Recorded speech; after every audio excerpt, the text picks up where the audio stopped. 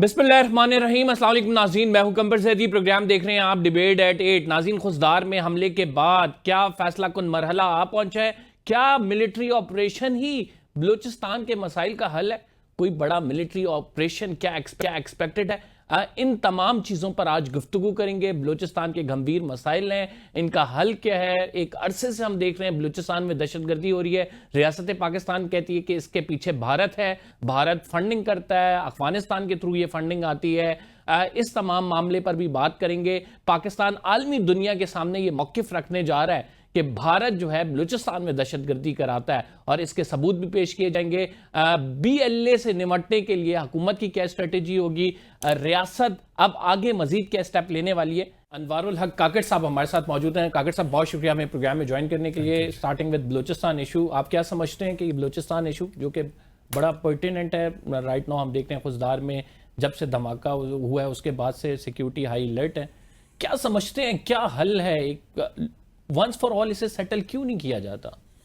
देखिए जी, जो स्टूडेंट्स हैं इंसर्जेंसी के, टेररिज्म के, सिविल अनरेस्ट के, मुख्तलिफ 3-4 कैटेगरीज हैं सेपरेटिज्म के, ये आपको जहन में रखना होगा कि इस तरह की जंगें जो है ना वो किसी टाइम लाइन उसका डिफ़ाइन नहीं किया जा सकता। दूसरा, उससे पहले ये तस्लीम करना होगा कि ये जंग भी है या नहीं है, और अगर ये जंग है तो इसमें कौन कौन से फ़रीक हैं। एक फ़रीक रियासत पाकिस्तान है और दूसरी फ़रीक जो है ना ये नॉन स्टेट एक्टर्स हैं, ये ग्रो हैं। फिर बदकिस्मती से पिछले अगर आप पूरी एक दिहाई को जब आज लोग सवाल उठाते हैं कि आखिर कब तक हम ये क्यों नहीं ख़त्म हो रहा, तो ये भूल जाते हैं कि एक तवील इनको जो सोशल और पॉलिटिकल स्पेस या मीडिया स्पेस हम ही लोगों ने प्रोवाइड की है ना। कभी लोग कहते हैं जनाब वहाँ पे सड़कें नहीं है, वफाक ने उनके साथ रवैया ठीक नहीं रखा हुआ, आपने उनको हुकूक जो है ना पामाल किए हुए हैं। ये कहते फिर अचानक आपसे कहते हैं कि जी ये हल क्यों नहीं होता, इसको ख़त्म क्यों नहीं करते। अपने उस रवैये पे गौर नहीं करते हैं कि आप क्या वाकई चाहते भी थे कि इसका ख़ात्मा हो। आप तो इसमें बतौर फ़रीक रियासत को विलन देखते थे, मुजरिम जानते थे, और जो दूसरा फ़रीक है उसको आप ख़ुद मज़लूम समझते थे। ये तो इस स्कूल के वाक़े ने या जाफ़र एक्सप्रेस ने या हिंदुस्तान के इस हमले ने कुछ लोगों की आंखें खोली हैं। मैं नहीं कह रहा हूँ कि तमाम लोगों की आंखें, लेकिन कुछ लोगों की ज़रूर खोली हैं। डोंट यू थिंक कि इन चीज़ों की निशानदही जिम्मेदारी है हमारी, इन चीज़ों की निशानदही करना भी बड़ा ज़रूरी है? महरूमिया तो हैं वहाँ पे। महरूमिया गिलगित में नहीं है? बिल्कुल है। अगर गिलगित की भी हाईलाइट करेंगे। नहीं, अब इधर पहले रुक जाए। उस महरूमिया के नतीजे में कितने पंजाबी गिलगितियों ने मारे? नहीं मारे। साउथ पंजाब में है, राजनपुर में है छोटा गैंग।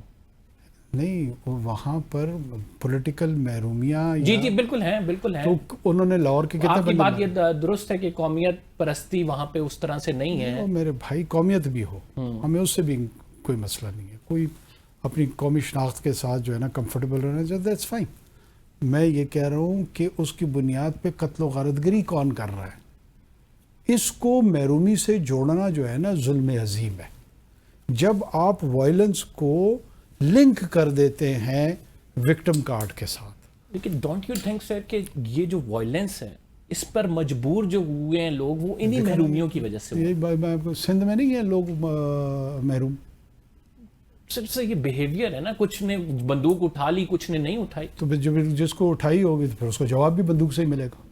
ऐसे ही उसके तो फिर महरूमी दूर नहीं होगी। इसका मतलब ये तो नहीं है कि हम वो महरूमी ना एड्रेस करें। देखिए, वो फिर आप जो है ना उस पर, चूंकि आप तर्ज कोहन पे अड़ना चाहते हैं और आप चाहते हैं कि महरूमी को एक उसूल के तौर पे तस्लीम किया जाए वायलेंस के लिए, मैं उससे इंकारी हूँ। मेरे नज़दीक महरूमी को वायलेंस की रैशनलाइजेशन के लिए इस्तेमाल नहीं किया जा सकता। जब आप ये रवैया इख्तियार करते हैं, जब आप इसको तस्लीम कर लेते हैं, तो आप बजाते खुद जवाज़ फराम कर देते हैं। सर, वायलेंस किसी भी तरह से जस्टिफाइड नहीं है, तो आप कर रहे हैं उसको। मिसाल आपसे मुराद वो एक तबका है। मैं उसकी महरूमी का इंडिकेशन या जिक्र इस वजह से लश्कर जंगवी कि वो चाहे वो गिलगित बल्तिस्तान में या बलूचिस्तान में हो, इक्वली वो काबिल मज़म्मत है। यार सुन लेना, हो सकता है आपको इस तरह समझ आ जाए। जो लश्कर जंगवी है, जो TTP है, उनके पास भी इतना मजबूत बयानिया मौजूद है, उसमें महरूमी भी मौजूद है, उसमें शरई और जो कुरानी آیتوں کا حوالہ بھی موجود ہے, احادیث کا حوالہ بھی موجود ہے, پھر وہ بھی مان لیں. نہیں لشکر ویسے تو پاگل تو نہیں ہے نا وہ لوگ اڑ رہے ہیں, لوگوں کو قتل کر رہے ہیں, مار رہے ہیں.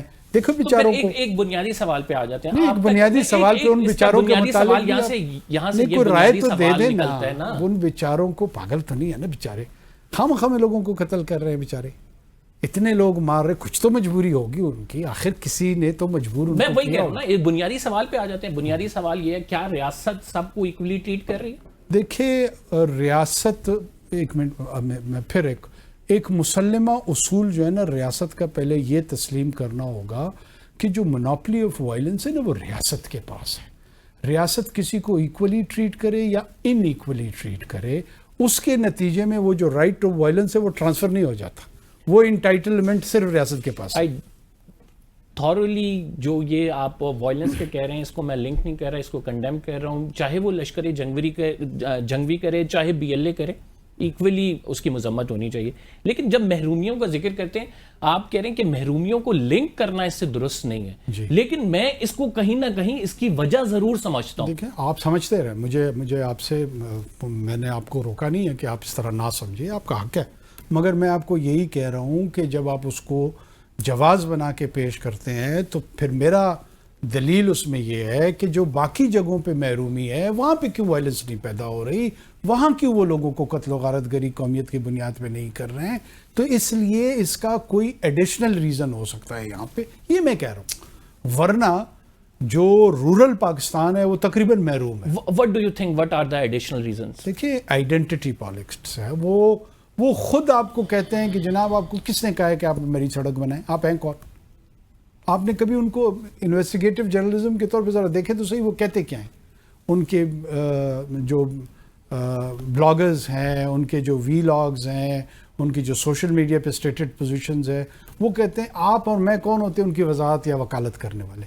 وہ کہتے ہیں جناب آپ نہ ہمارے ہسپتال بنا کے دیں, نہ ہمارے اسکول بنا کے دیں, نہ ہماری سڑکیں بنا کے دیں. آپ قابض ہیں, آپ مقبوضہ طاقت ہیں, ہم آپ کو مار بگائیں گے, جائیں اپنا اور پھر ہم جانے, ہمارا ملک جانے, ہم جیسے اس کو بنائیں. یہ ان کا بیانیہ ہے. یہ آپ کو جب, چونکہ آپ سے مراد آپ کی ذات نہیں, مین سٹریم پاکستان میں لوگ ایکسپلینیشن دینا چاہتے ہیں اس وائلنس کا, تو وہ یہ کہانیاں شروع کر دیتے ہیں. دیکھیں نا جی, آپ نے وہاں سڑکیں بھی نہیں بنائی, وہاں آپ نے محرومی بھی رکھی, ریاست نے سب کو ایکولی ٹریٹ نہیں کیا. ریاست نے کیسے, ریاست نے ریفرنڈم کرانا تھا ٹریٹمنٹ کا کہ جی سارے کے سارے 24 کروڑ اکٹھے ہو جاؤ. تو میں تم لوگوں کو بتاؤں, ریاست تو ڈفرینٹ کلاسز ہیں, ڈفرینٹ ایتھنیسٹیز ہیں, کچھ پریولیجڈ ہیں, کچھ نان پریولیجڈ ہیں, کچھ ڈپرائیوڈ ہیں. جو ہماری جیسی ریاست یا ایون ہندوستان کی ریاست یا بنگلہ دیش کی ریاست, وہ مور اور لیس اس کی ریئلسٹک کمپوزیشن تو یہی ہے نا. تو کیا وائلنس کا یہ جسٹیفیکیشن بنا کے ریاست اپنی ذمہ داریوں سے بری ذمہ ہو سکتی ہے؟ نہیں, کہاں پہ ریاست کو میں نے یہ تجویز دی ہے کہ فار انسٹنس آپ, مطلب میں اگر آپ کو سمجھوں کہ آپ اسٹیٹ کے نمائندے, اسٹیٹ کا کام ہے بیسکلی فیسیلیٹیٹ کرنا. اسٹیٹ کا کام ہے کہ آپ نے وہ کام کرنے ہیں جس سے لوگوں میں احساس محرومی جو پیدا ہو رہا ہے وہ نہ ہو. احساس محرومی اگر وائلنس کی طرف جا رہا ہے, وہ میں کنڈیم کہہ رہا ہوں اس کو, وہ بات نہیں کر رہا میں. لیکن ریاست اگر اپنی ذمہ داریاں کمپلیٹ نہیں کرے گی تو مسائل تو پیدا ہوں گے. میرا مسئلہ دیکھیں, ریاست اپنی ذمہ داری کیسے وہ کرے گی. ریاست کی جو بنیادی ذمہ داری ہے وہ ٹیکس کلیکٹ کرنا ہے. کیا ریاست صحیح ٹیکس کلیکٹ کر رہی ہے یا نہیں کر رہی ہے؟ لوگوں کے ذہن میں ریاست کا تصور شاید D G I S P R کا آ رہا ہے. ریاست کا کام جو 21 ٹریلین روپیز کا ٹارگٹ ہے, کیا ریاست وہ اس کا حصول ریکور کر پا رہی ہے یا نہیں کر پا رہی؟ آپ نہیں سوال اٹھاتے اس پہ. اب وہ ہوگا تو پھر یہ محرومی دور ہوگی, یہ سڑک بنے گی, یہ اسکول بنے گی, یہ ہسپتال بنے گی. کوئی شخص آپ کی جو economic performance of the state ہے اس کو وہ نہ ڈسکس کرتا ہے, نہ کوشچن کرتا ہے. سر مختلف حکومتوں میں آپ رہے ہیں تو میں مختلف نہیں, ایک حکومت میں رہا ہوں.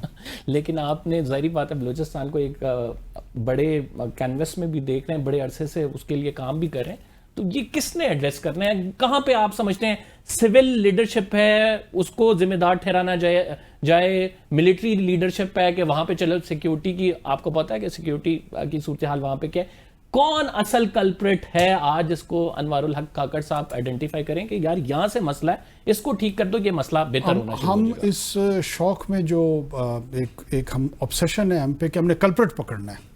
جب آپ کلپریٹ پکڑنے کے لیے بھاگتے ہیں نا تو اپنے علاوہ تمام لوگ آپ کو نظر آتے ہیں. آپ کو اپنا آپ کلپریٹ نظر نہیں آتا، مجھے اپنا آپ کلپریٹ نظر نہیں آتا. میں بھی دوسرے کلپریٹ ڈھونڈ رہا ہوں، آپ بھی دوسرے کلپریٹ ڈھونڈ رہے ہیں. دیکھیں یہ آپ کے جو ایک اسٹرکچرل چیلنجز ہیں، آپ کی پولیٹیکل کلاس میں ایشو ہے، آپ کی بیوروکریسی میں ایشو ہے، آپ کے ڈیفنس انسٹیٹیوشنز میں ایشوز ہیں، آپ کی جوڈیشری میں ایشوز ہیں. ایک فنکشنل اسٹیٹ آپ نہیں دے پا رہے ہیں، یا وہ کام جو ریاست کو کرنے چاہیے وہ کم کر. اس میں آپ کہیں گے جی جرنیل جو ہے وہ ذمہ دار ہے، آپ کہیں جج ذمہ دار ہیں، آپ کہیں سول. یہ اس طرح کا میتھمیٹیکل کوسچن ہے نہیں. ہم تمام لوگ کنٹریبیوٹ کر رہے ہوتے ہیں نا. کیا وہ ٹیکس مین جو ریاست کی کٹی بھرنے کی بجائے اپنی جیب بھر رہا ہوتا ہے وہ ذمہ دار ہے یا نہیں ہے؟ وہ نظر ہی نہیں آتا. وہ اتنا چھوٹا پرزہ ہے اور اتنی بڑی تباہی کر رہا ہوتا ہے. 17 گریڈ کا افسر ہوتا ہے، 18 گریڈ کا افسر ہوتا ہے، 19 گریڈ کا افسر ہوتا ہے. گالی جج کو پڑتی ہے، سیاستدان کو پڑتی ہے، جرنیل کو پڑتی ہے. اس 18 گریڈ کے افسر کو کوئی نہیں جانتا. نہ کوئی یہ سمجھتا ہے کہ یہ بھی کانورسیشن میں آنا چاہیے، ٹرمز آف ریفرنس میں آنا چاہیے، اس پہ گفتگو ہونی چاہیے. پھر جو ایکسپینڈیچر ہے، اوور آل گورننس کا ایکسپینڈیچر ہے. ابھی آپ نے دیکھا ہمارے ہاں ایک شو ڈاؤن ہوا ہندوستان کے ساتھ. اس شو ڈاؤن کا کیا ایکسپینڈیچر ہے ڈیفنس کا؟ 7.5-8 ارب ڈالر. مجھے یاد ہے میں بچپن سے سنتا آ رہا ہوں کہ فوج سارا بجٹ کھا گئی، فوج سارا متس ہیں، بہت ساری متس ہیں ایسی. میری عرض سنیں تو اب آپ مجھے کلپریٹ کا میں بتاؤں. متس بھی کلپریٹ ہیں. ہم متس اور میتھولوجی کے پیچھے چل پڑے ہیں، اور متس اور میتھولوجی ہمیں کہیں کا انہوں نے نہیں چھوڑا. اب پتہ لگا کہ جو 90 ارب ڈالر سپینڈنگ انڈین سپینڈنگ تھی ڈیفنس کی، اس کے ان مقابلے میں تو یہ بڑی کاسٹ افیکٹو ہے، جو کہ 8 ارب ڈالر میں ہے. اور 8 ارب ڈالر میں آپ نے پچھاڑ دیا 90 ارب ڈالر والے کو. لیکن میں پلا بڑا اسی اینگل کے ساتھ کہ ہمارا سارا بجٹ جو ہے نا وہ فوج کھا گئی. اب آپ مجھے بتائیں جو اوپینین میکنگ کرنی تھی، انفارمڈ اوپینین میکنگ کرنی تھی، کیا ان کا قصور ہے یا نہیں ہے؟ نہیں، بالکل ہے. اس میں بری زمانی قرار دیا جاتا ہے. میں یہی عرض کر رہا ہوں، اس میں ہم تمام لوگوں کی کوئی نہ کوئی، میری بھی کنٹریبیوشن ہے اس کو خراب ہونے میں، آپ کی بھی ہے، دوسروں کی بھی ہے. ہم سب کو اپنے رویوں پہ غور کرنا ہوگا. ناظرین ایک بریک لیتے ہیں. We'll back after this short break. Anwar ul-Haq Kakar صاحب ہمارے ساتھ موجود ہیں، پھر اس کے بعد کریں گے کچھ سیاست پر.